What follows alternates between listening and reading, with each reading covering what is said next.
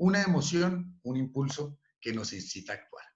Las emociones se asocian a acción, a cambios autonómicos y viscerales. Más adelante entraré en detalles de esto de los cambios autonómicos y viscerales. Y sabemos que tenemos unos músculos denominados los músculos horripiladores o arrectores, llamados también erector pili, que están al lado del folículo piloso y ante situaciones emocionales hacen que presentemos esa condición que se llama estar con los pelos de punta, cosa que le pasa a esta famosa diva colombiana cuando escucha música en un programa y dice me ericé y le pasan cosas así. Las emociones son muchas, hay unas denominadas emociones primarias que son básicamente de dos tipos. Estábamos en etimología, esto proviene del latín, viene de movere con el prefijo e, que significa mover de un sitio. Una emoción es un impulso que nos incita a actuar. Se asocian acción, cambios autonómicos y viscerales. Mencioné cómo en la base de cada uno de nuestros folículos pilosos, cada uno de los pelitos de nuestro cuerpo, tenemos unos músculos que se llaman los músculos orbipiladores o arrector erector pili al lado del folículo piloso. Y mencioné cómo Amparo Grisales en algún programa de televisión en la que ella es jurado, dice, me ericé, y se le pueden ver los pelitos de punta cuando está escuchando cierta música que produce emociones positivas y se le ponen los pelos de punta. Las emociones primarias se dividen en dos, en unas negativas de defensa, muy importantes también, la ira, la tristeza, el miedo, el disgusto, la vergüenza y la frustración, entre otros.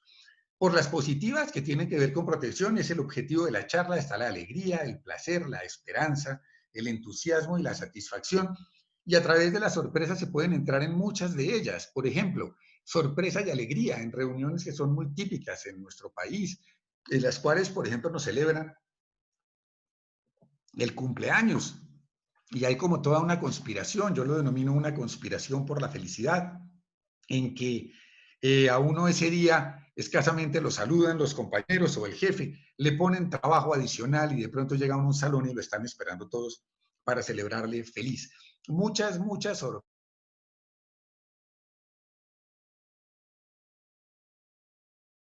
Perseguido por una fiera salvaje, por ejemplo, un pescador que se encuentra en su labor y aparece un enorme cocodrilo con ganas de comérselo. Y si este señor no tuviera una respuesta de miedo inmediata ante esa sorpresa que le produce una respuesta de alerta, de alarma, y sale corriendo, pues digamos que el cocodrilo quedaría feliz y el señor muy mal, porque probablemente podría fallecer. En este momento de COVID-19, un simple estornudo de un vecino que normalmente uno le dice salud y le desea que se sienta mejor puede llegar a producir pánico entre las personas que estén en este momento con esa persona. Hay diferentes formas de manejar las emociones para, digamos, hacer incluso campañas en las cuales uno puede utilizar algún tipo de emociones para hacer que las personas frente a diferentes circunstancias reaccionen mejor y haya algún tipo de aprendizaje por emociones positivas o negativas. De hecho, se utiliza la sorpresa en aprendizaje muchísimo y por ahí tengo también una charla en la que menciono temas de educación y algo que se llama sorprendizaje, un neologismo bastante bonito en nuestra lengua que muestra cómo sorprendiendo a nuestros estudiantes, a las personas que están con nosotros, es mucho lo que podemos enseñar. Si miramos un poquito la historia del tema de las emociones, nos vamos a algo muy, pero muy remoto. Estamos hablando de antes de nuestra era, de algo que se llamó la teoría cardiocéntrica contra la teoría cerebrocéntrica. En este momento es demasiado obvio que si a cualquiera de nosotros nos pregunta manejamos la tristeza, la capacidad de amar, de sentir tristeza o compasión, pues todos sabemos que es en el cerebro, pero quiero decirles que durante 1500 años se pensaba que esto quedaba en el corazón. La primera persona que mencionó esto fue ni más ni menos que Aristóteles, y estamos hablando de un poco más de 300 años antes de Cristo. Lo que él mencionaba para el momento pues era llamativo, decía el cerebro es un órgano frío, además es inmóvil, mientras que el corazón es tibio y es palpitante. El corazón, cuando estamos emocionados, enamorados o con miedo, se acelera de una manera notable y el será el centro de la mente y de los impulsos. Y el cerebro sencillamente un refrigerador de los espíritus físicos. 1500 años de ahí quiero decir que de eso nos quedaron pues cosas muy, pero muy importantes en nuestro idioma. Cuando mencionamos una persona con un corazón grande, no pensamos que tenga una enfermedad en el corazón, sino que es un ser humano compasivo, tierno, magnánimo. Si hablamos de alguien que no tiene corazón, podríamos decir que es una persona cruel, insensible, sin sentimientos. Seguimos hablando de un rompimiento amoroso que le rompió el corazón y más adelante mencionaré algo relacionado con eso. Cuando las personas hablan con vehemencia en diferentes escenarios, decimos que esa persona habló con el corazón en la mano. Decimos también que el corazón es capaz de reventar de la emoción y ahora el dilema viene entre actuar con el corazón y no con la razón, puesto que el corazón lo seguimos asociando a situaciones emocionales que son difíciles de controlar y la razón, pues, al cerebro. Pero en realidad todo esto está en el cerebro. Cuando hablaba de que las emociones están vinculadas a las vísceras, hay diferentes maneras de verlo. Nosotros, por ejemplo, cuando uno de sus hijos se dice, mire, una que quiero mucho, con esta persona yo mantengo una amistad entrañable, suena muy bien, pero también hay personas que llegan a detestarse, a odiarse de manera terrible, y se dice uno que tienen un odio visceral, de pronto uno habla con una persona y le dice, no, es que no me mencione a esa otra, no me la mencione porque no la soporto, es que de solo oírla se me mueve todo, me pasa de todo. Y sabemos también que las emociones en un momento dado, ya sean positivas o negativas, llevan a relajación de esfínteres. Por ejemplo, la gente menciona que podría orinarse de la risa o orinarse del miedo. Y bueno, por ahí cerquita queda otro esfínter y no voy a mencionar lo que pasa ante circunstancias de miedo en que la gente puede decir que ese esfínter le falló y le ocurrió un accidente por puro susto. Si metemos esto en términos evolutivos, teoría que no está totalmente aceptada, pero que tiene muchas personas que la siguen, había un neurocientífico norteamericano que se llamaba Paul MacLean y hace muchísimo tiempo, en 1952, mencionó una teoría que se llama la teoría del cerebro T1, en el cual se habla de un cerebro reptiliano, el cerebro que podría estar presente en animales como el cocodrilo que mencioné que se iba a comer al pescador, pero que también está en muchos otros animales que pertenecen, digamos, a un mundo primitivo, donde hay muchos reptiles, peces, tiburones, etcétera, pasando por un cerebro mamífero que pues lo podemos ver muy bien en diferentes especies animales, las que ustedes quieran, tigres, elefantes, monos, muy particularmente los monos, advirtiendo que los chimpancés, por ejemplo, comparten un 98% de su genoma con nosotros, los seres humanos. Sin embargo, sabemos también que en los últimos 50 a 70 mil años el cerebro humano, precisamente por un proceso evolutivo en aquello que llamamos el neocórtex, el manto cortical, la porción más superficial, pero la que más se ha desarrollado en los seres humanos, ha modificado el asunto y ese es el que llamamos el cerebro humano como tal. Entonces se dice que en nosotros coexisten los tres cerebros. Es así como podemos hablar de que todos nosotros tenemos un cerebro animal que también se llama cerebro primitivo, visceral o subcortical, y otro cerebro que es nuestro cerebro racional. Tuviésemos imágenes, les diría que he utilizado en esto un par de metáforas y escogí una fiera para que representara nuestro cerebro animal y por ahí aparece un tigre. Y en el cerebro racional aparecen una dama y un caballero muy elegantes. Efectivamente, tenemos una fiera dentro que trata de salirse a cada rato, pero tenemos también un freno cortical que es la dama y el caballero que llevamos dentro. Entre ellos dos, muy frecuentemente se establecen diálogos. Y les voy a citar un ejemplo puntual de algo que no podemos hacer en estos días, ninguno de nosotros, que es conducir un vehículo. Y manejamos nuestro vehículo y vamos como tranquilitos y lo lavamos o lo mandamos lavar y está polichadito y bonito y vemos por el retrovisor que alguien se nos acerca imprudentemente. Y esta persona no solo se nos acerca imprudentemente, sino que nos cierra y nos raya el carrito. Y en ese momento, y para emplear nuevamente terminología muy nuestra, yo diría que nos hierve la sangre y tenemos toda clase de sentimientos, emociones e impulsos negativos hacia esa persona. Podemos insultarla, bajar del carro y de pronto incurrir en algo que no deberíamos. Y es precisamente ahí donde interviene nuestra corteza cerebral. Y voy a ir más allá.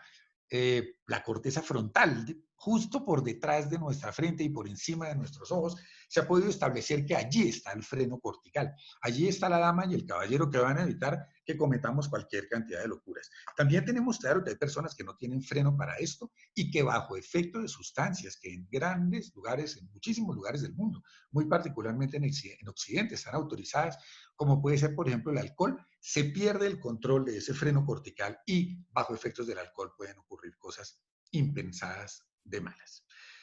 ¿Qué ocurre en una emoción? Que percibimos un estímulo que puede ser real, como el que tenemos ahorita, todas las noticias y todo lo que sabemos sobre el COVID-19, lo que nos podría pasar, o puede ser imaginario.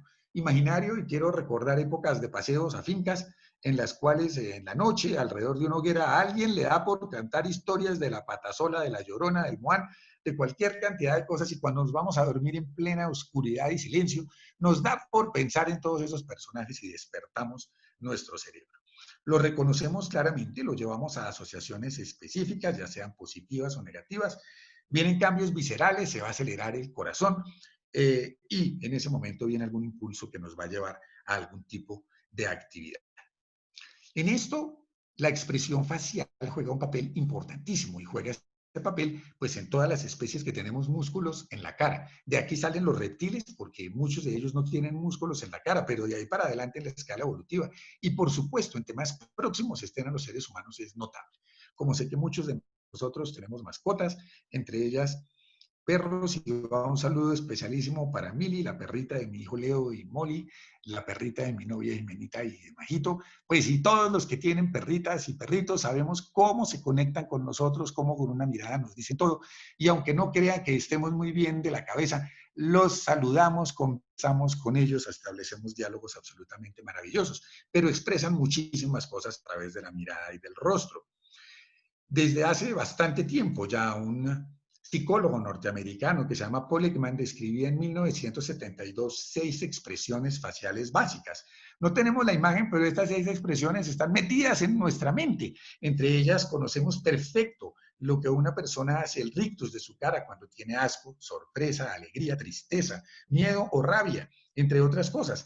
Pero en 1986 se descubrió otro gesto facial pancultural que tiene que ver con el desprecio, una miradita de que uno tiene claro, una desviación de la boca hacia un lado donde uno puede darse cuenta que una persona necesariamente está presentando una sensación de desprecio hacia otro o hacia otros que lo están mirando en ese momento.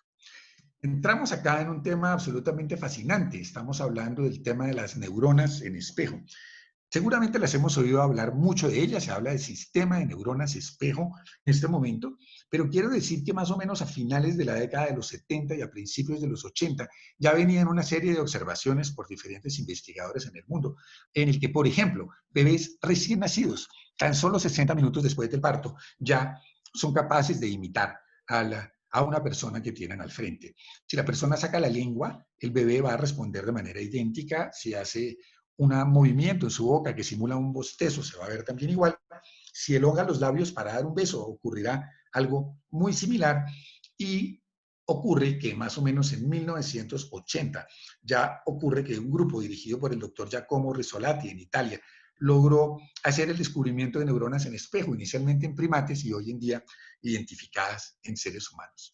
¿Para qué sirven estas neuronas en espejo? Para que cuando nos vemos otra persona en una circunstancia, por ejemplo, de tristeza, de llanto o de risa y de alegría, se contagia. Daniel Goleman, muy conocido por el tema de inteligencia emocional, mencionaba cómo las neuronas en espejo detectan emociones, movimiento e intenciones de la persona con quien hablamos. Perdón, usuales básicas porque es muy importante mirarlas. Ahí tenemos asco, sorpresa, alegría, tristeza, miedo y rabia. Y viene el gesto que mencioné y que muchos identificamos, esto de desprecio que puede llegar a ser tan molesto en un momento dado. Incluso tenemos grandes personalidades allí, neuronas en espejo. Estos artículos, este artículo específicamente de Messoff y Moore en 1977 muestra al investigador sacando la lengua de la forma como responde el bebé cuando esté minutos después del parto y cuando elonga los labios como para dar un beso, también ocurre. Y mencioné a Daniel Goleman y me permito leer estas frases. Las neuronas en espejo detectan las emociones, el movimiento e incluso las intenciones de la persona con quien hablamos y reeditan en nuestro propio cerebro el estado detectado, activando en las mismas áreas activas en el cerebro de nuestro interlocutor, creando un contagio emocional, o sea, el que una persona adopte los sentimientos de otra. Vemos por acá un señor haciendo, pues afeitándose y tiene al lado su hijo, probablemente al que le faltan 15, 17 años para hacer lo mismo, pero imita el rostro. Tenemos una niña sacándole la lengua a un niño y podría uno decir, alguno de los dos lo hizo primero, un gesto de desprecio clarísimo, y el otro le responde igual. Y una caricatura abajo, a la derecha una neurona asustada viéndose en un espejo. Vale la pena ver este artículo del año 2004 en que se veía imitación en chimpancés neonatos. Los investigadores querían saber cómo responde el chimpancé cuando se le saca la lengua. Miren ustedes la imagen en el momento que ese chimpancé, muy hermoso por lo demás, mira la lengua del examinador y miren la respuesta sacando la lengua. De manera, y ya estaba mencionando, el maravilloso contacto con nuestras mascotas, cómo los animalitos se conectan con nosotros. Y Giacomo Rizzolatti, que fue uno de los principales líderes del grupo de investigación que permite descubrir las neuronas en espejo con esta frase tan clara, las neuronas en espejo te ponen en el lugar del otro.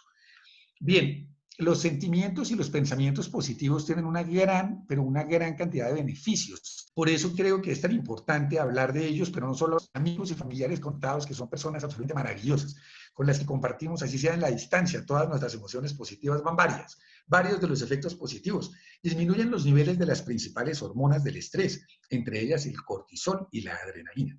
Sabemos que la risa y la alegría mejoran las condiciones del sistema inmunológico y del aparato cardiovascular. Personas con sentimientos de optimismo y esperanza soportan mejor la condición de enfermedad y que el buen humor reduce los niveles de estrés, previene la depresión y modifica la percepción de dolor. Sabemos también que se considera un factor protector de salud, especialmente después de los 55 años de edad, y hay diferentes evidencias de que las personas optimistas, practicar el optimismo que es tan importante, rinden de entre 80 a 85% más que el resto de la población, además de vivir más y ser más felices. Y hablemos un poquito de la sonrisa, sonrisa que todos podemos darnos activando las cámaras. Yo les sonrío todo el tiempo, me fascina. En la clínica Reina Sofía, donde trabajo, con frecuencia me dicen el doctor sonrisa, porque si hay algo que disfruto es sonreír.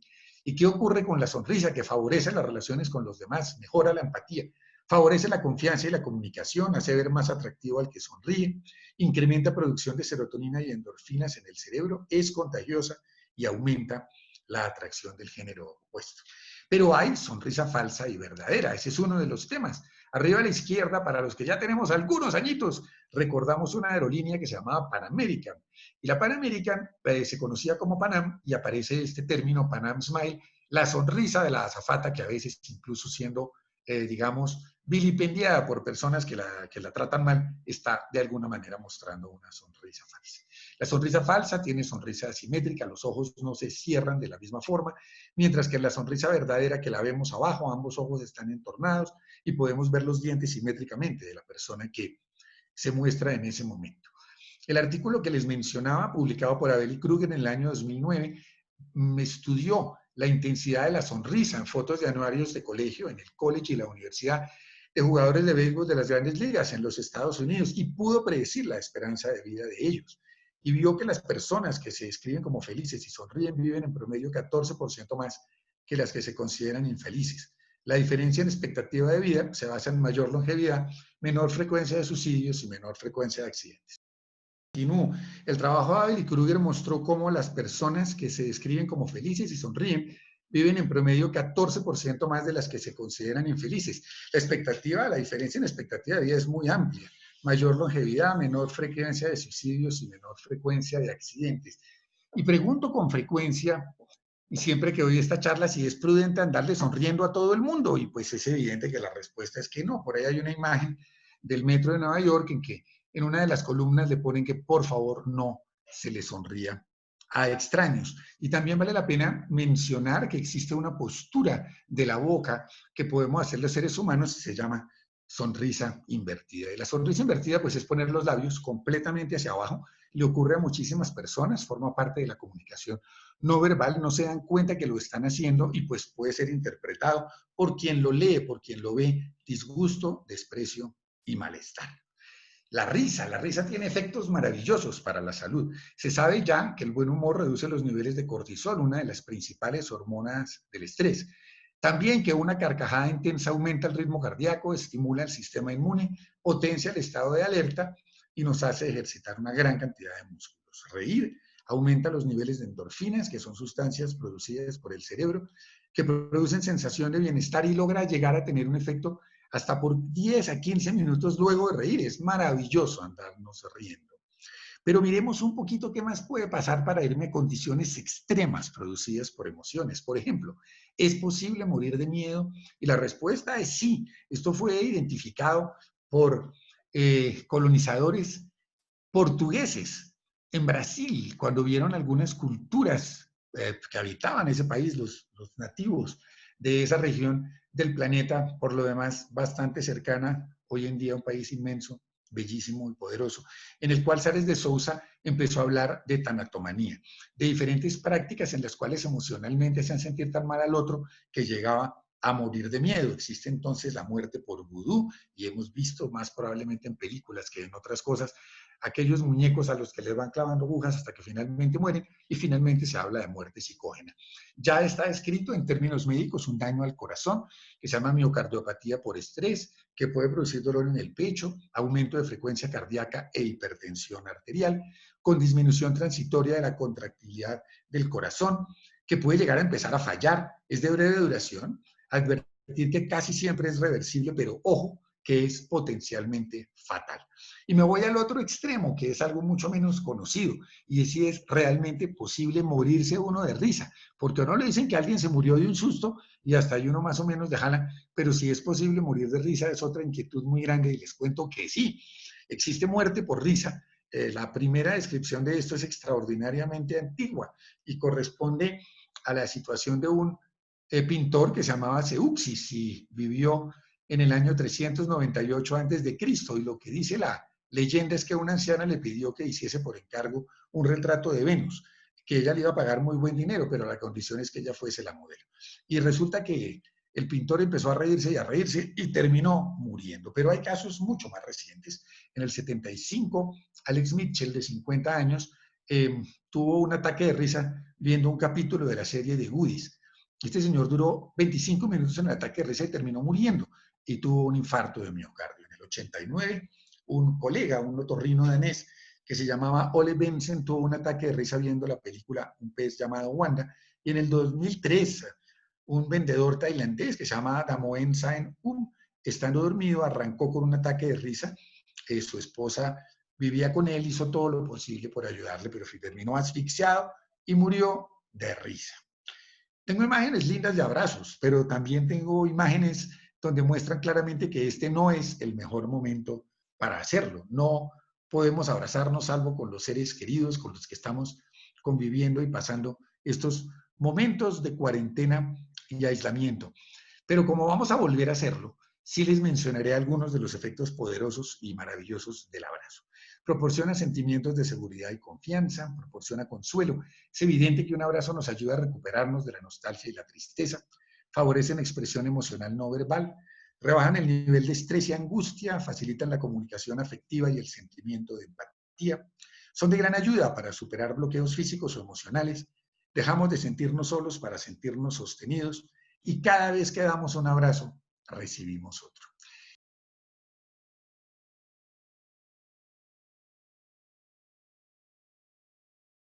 Y voy a referirme a los emoticones y a los emojis, particularmente a estos últimos. Los emoticones se empezaron a utilizar en 1982 por un profesor norteamericano que se llama Scott Fallman de la Universidad de Carnegie Mellon, en épocas en que, pues, por supuesto, el Internet no existía y no se hacían las comunicaciones así, pero se utilizaba el teclado del computador y él por primera vez puso dos puntos guión, paréntesis abierto, que termina convirtiéndose en una sonrisita y dos puntos, guión, paréntesis cerrado, que termina convirtiéndose en una carita triste. Carita triste, carita feliz, fueron los primeros emoticones, digamos, tecnológicos. Hubo algunos que se utilizaron antes, pero los emojis que aparecieron después tienen un valor pues muchísimo más grande en la comunicación.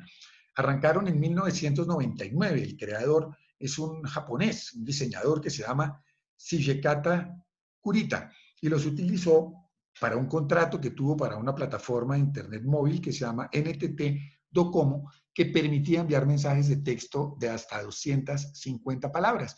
Y a él se le ocurrió que si ponía un símbolo allí, un icono, pues iba a ahorrar palabras y podía ser muy útil. Y el primero que utilizó fue un corazón como los múltiples que se envían hoy en día a través de esto, un corazón pixelado, no tan perfecto como los que somos todos, pero bueno, funcionó muy bien y ya veremos un poco su desarrollo. Esta etimología de ello proviene de los términos en japonés que significa dibujo, moji, que significa carácter. Son ideogramas, pequeñas figuritas muy variadas, todos las conocemos, entonces no entraré mucho en detalle, pero sí quiero mencionar que inicialmente creó 176 que hoy son propiedad del Museo de Arte Moderno de Nueva York. Los primeros emojis, se los haré llegar, están hoy en día y vale la pena pues que ya entraron al mundo del arte por lo que mencioné del Museo de Arte Moderno de esa espléndida ciudad absolutamente maravillosa y admirada por todos, a la que rinde un tributo en momentos tan duros por los que pasan ahora todos sus ciudadanos enfrentando valientemente esta situación. Los emojis hoy en día forman parte de la comunicación no verbal. Se aceptan como manifestaciones en las cuales expresamos cosas a través de ellos. Se utilizan más por parte de mujeres y de personas que pertenecen al grupo de millennials y centennials, como muchos conectados en este momento y que por supuesto están más familiarizados con las tecnologías que nosotros. Y viene algo neurocientífico y muy lindo, y es que las áreas cerebrales que identifican las expresiones faciales, particularmente, bueno, lo diré más en términos no médicos, hacia la región de la nuca, hacia la región occipital, se activan de manera similar cuando vemos emojis que cuando vemos fotos o personas que están al frente nuestra.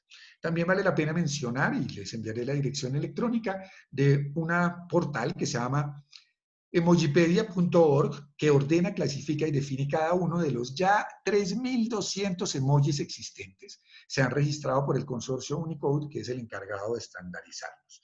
Existe un Día Mundial del Emoji, que es el 17 de julio y las personas celebran y envían muchos emojis ese día. Bien, voy avanzando ya hacia el final para que podamos entrar a mencionar algunas cosas, entre ellas, ¿qué podríamos hacer? ¿Qué otros consejos puedo darles yo para afrontar este periodo positivamente? Y con seguridad ustedes también nos brindarán algunos. Pero lo primero es un manejo racional del miedo. El miedo nos protege, el miedo es útil, el miedo hace que, entre otras cosas, habrá unos que somos, digamos, más cuidadosos, más racionales y nos quedaremos en casa. Hemos visto cualquier cantidad de sanciones, para hablar solamente de nuestro país, por todas las personas que infringen irresponsablemente esto y no experimentan miedo, pero otras personas por el solo miedo no van a salir. ¿Qué pasa con el miedo y los demás sentimientos negativos? Que hay un miedo racional que nos protege y nos defiende, y un miedo irracional que nos daña, que nos acelera el corazón, que nos pone mal en muchos momentos y que puede llevarnos a situaciones de terror o de pánico que por supuesto no son para nada deseables en estos momentos. Es claro que hemos tenido tiempo, mucho tiempo en las casas, nosotros, quienes estamos acompañados, quienes están solos, para momentos de reflexión, para momentos de autoconocimiento, algo inédito en nuestras vidas, algo impensable pensar el mundo, grandes lugares y grandes partes del mundo que nos encontramos en cuarentena, otros que no, en fin, cada país manejándolo con sus diferentes asesores epidemiológicos, políticos, económicos, de muchas maneras aquí en cuarentena. Es una oportunidad maravillosa para expresar afecto y gratitud a los que queremos. Obviamente a quienes nos cuidan, a nuestros empleadores, a entidades con las que estamos trabajando. Nosotros seguimos en la universidad conectados en línea, trabajando con nuestros estudiantes, reuniéndonos con nuestros compañeros, adelantando cosas, y muchos de ustedes estarán haciendo lo mismo con los diferentes empleadores. Vemos cantidades de ejemplos de solidaridad, de donaciones, de voluntariados. Hay personas saludables, sanas, que están yendo a llevar mercados, que están yendo a ayudar a personas en diferentes lugares en donde se encuentran en notables dificultades, personas que viven del día a día o simple y llanamente indigentes, lugares en donde se encuentran ancianitos y también requieren apoyo, y hay muchos valientes que en este momento están apoyando eso. Las universidades y muchas plataformas nos ponen cantidades de cosas para disfrutar. Creo que todos hemos visto conciertos online. Está, y le voy a pedir a Leito, ya lo compartí con muchos, mi hijo Leo director musical de Misi Producciones, hicieron el coro virtual de Misi con una canción absolutamente preciosa que también les haremos llegar a través de las redes y que es muy, pero muy bonita. La compuso Misi en 1985 y la podemos ver, pero hay conciertos de la Filarmónica de Bogotá, hay conciertos del coro de la Filarmónica de Bogotá también, y los hay de muchas orquestas del mundo, coros virtuales en que las personas en diferentes lugares, sin verse, se logran conectar con un director que los orienta y los ayuda y logran montar una música que nos alegra muchísimo. Además de esto, cantidades de orquestas que podemos disfrutar, museos gratis online, van a estar cerrados durante un periodo probablemente largo, pero los podemos visitar gratis, absolutamente fenomenales.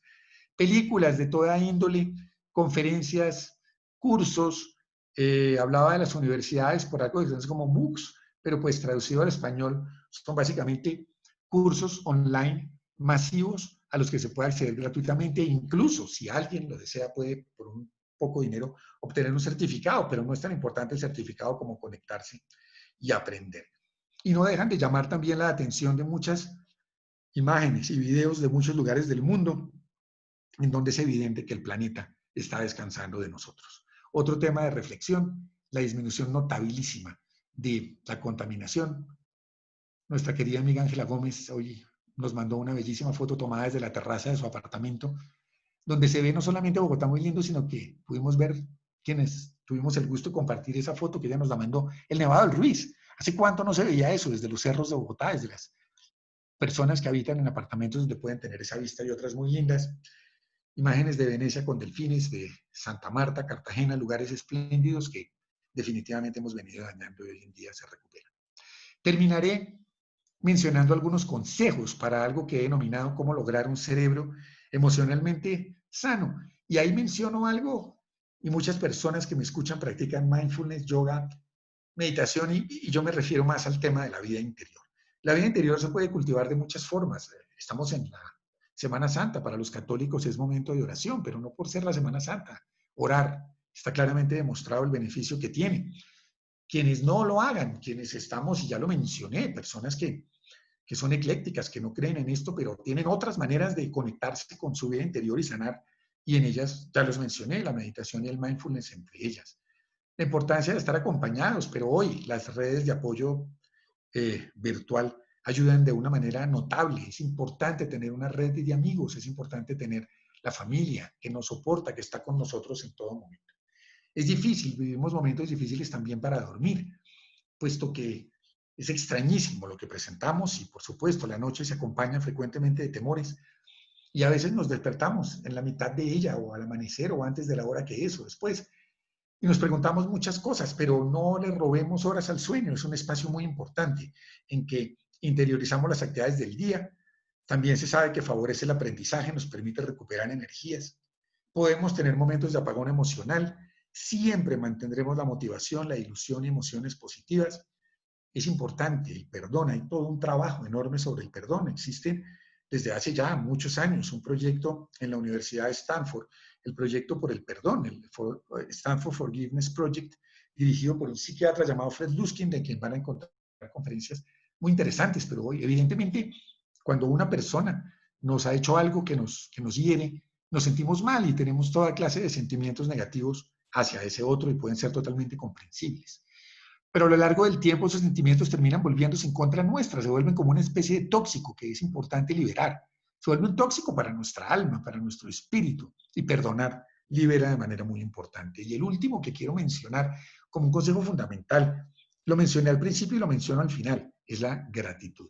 Es mucho lo que tenemos para agradecer, el solo hecho de estar conectados. Cuando hemos comentado con colegas de otras instituciones universitarias donde no se han podido en marcha, no se han podido poner en marcha estas plataformas sencillamente porque muchos de sus estudiantes no tienen computador en su casa o no tienen acceso a Internet.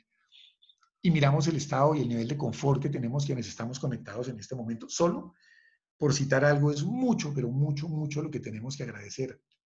Mírenlo por donde quieran, a la vida, al universo, a Dios, a una fuerza superior, pero es mucho lo que tenemos que agradecer, mucho lo que tenemos para dar, para seguir adelante. Y terminaré con una frase de uno de mis libros favoritos, libro que yo sé que muchos disfrutamos, y ese libro se llama El Principito, escrito por Antoine de Saint-Exupéry, en momentos muy difíciles por los que pasaba Francia en ese momento. Y lo que quiero mencionar es una frase muy linda y muy conocida, en la que el Principito dice, es con el corazón como vemos correctamente.